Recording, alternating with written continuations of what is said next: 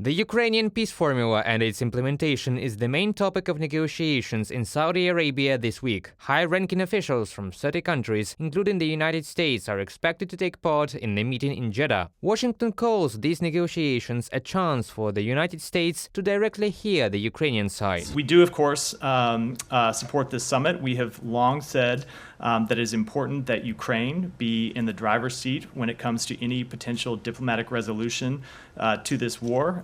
It's important that countries that have not yet heard directly from Ukraine hear from Ukraine. So we are gratified that there will be countries that are attending this summit to talk directly with Ukraine. Washington experts are confident that the meeting in Saudi Arabia by itself will not lead to the end of the Russian war, but it will help make another step towards peace. John Herbst, the U.S. ambassador to Ukraine in 2003-2006, draws attention to the fact that historically the countries of the Global South had good relations with Russia. But now there are difficulties in relations, and Putin himself is creating them, including by blocking the Black Sea Grain Initiative. The Putin summit with African nations last month was actually not such a winner for him, because we've had several nations talking about the need to restore the grain deal.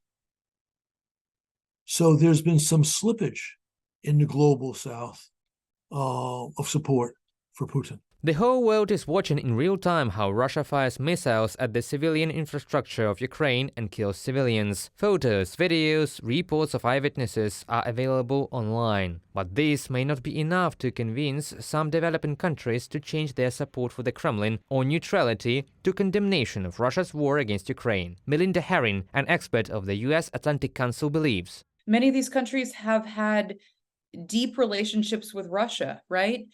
Several African countries rely on the Wagner Group for their security services, and this is not new.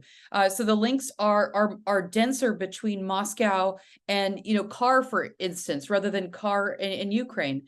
There's also, Russia has done an amazing job of penetrating Africa's media. So you go almost anywhere in Africa and you can find the Russian perspective on TV. Can you find the Ukrainian perspective? No, you can't. And that's a big problem. So, that's an effort, I think, for the West to step in and make sure there's real access to information throughout the continent. But that's a really big problem.